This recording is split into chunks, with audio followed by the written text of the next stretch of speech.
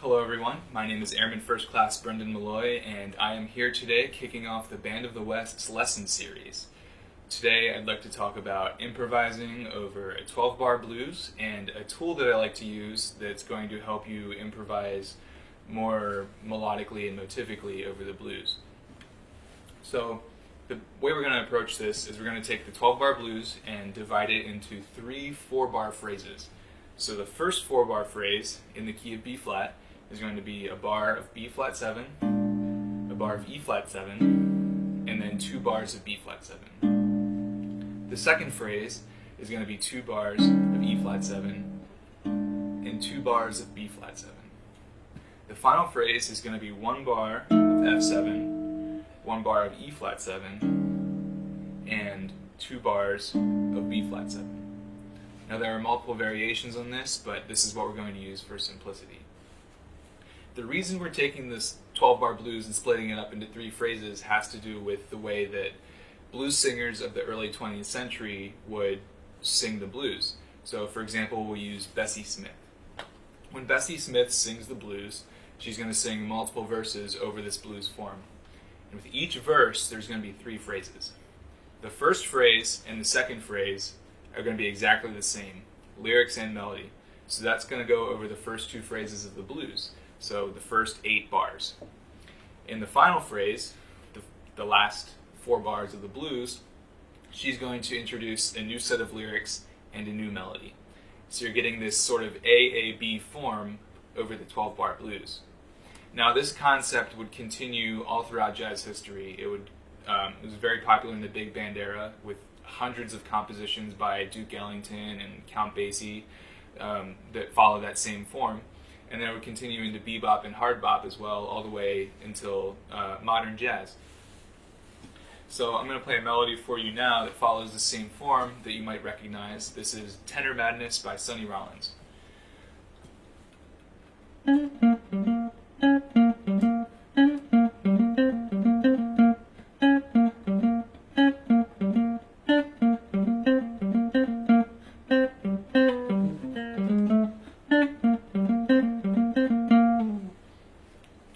So, as you heard, the first 4 bars and the second 4 bars are almost identical.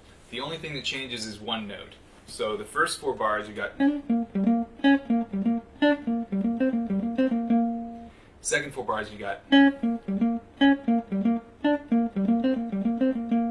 So, what needs to change is this note. Because over B flat 7, that's going to work. Over E flat 7, that needs to change. Right, and then the final phrase, you have the response. Another tune that follows this same form is Blue Monk by Thelonious Monk.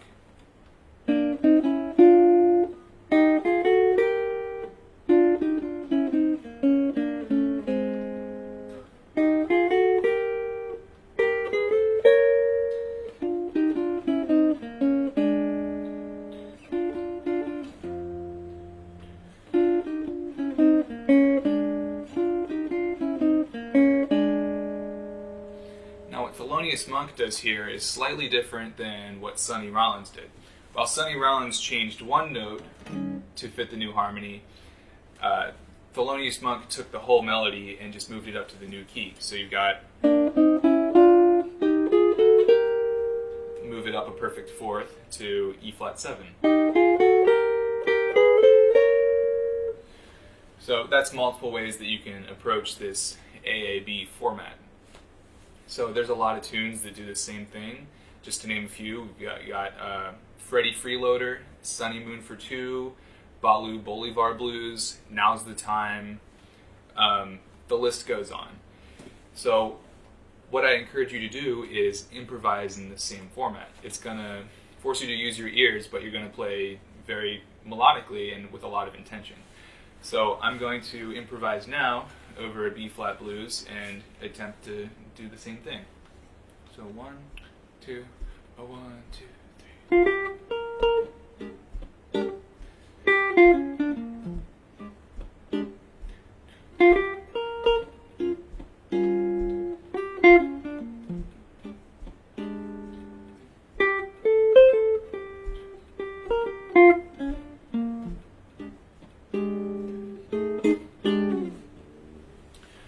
Alright, so it sounds very simple, but it's really going to force you to use your ears and really mean what you play and listen to what you're playing. It's going to help you avoid just noodling in scales or, playing licks.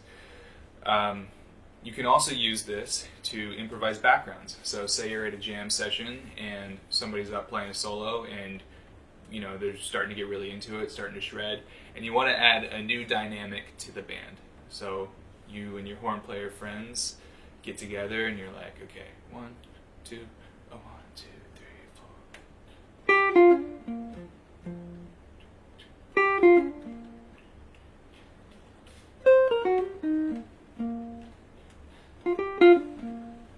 Something like that. Or 1, 2, a 1, 2, 3, 4.